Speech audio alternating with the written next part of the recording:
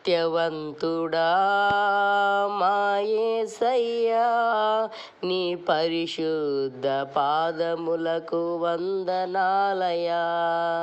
న్యాయవంతుడా మా యేసయ్యా, నీ పవిత్ర పాదములకు వందనాలయా.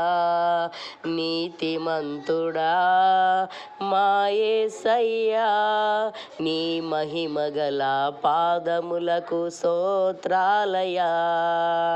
నీతి కలిగిన దేవుడా మా యేసయ్యా, నీ ఉన్నంత నామానికి వందనాలయా.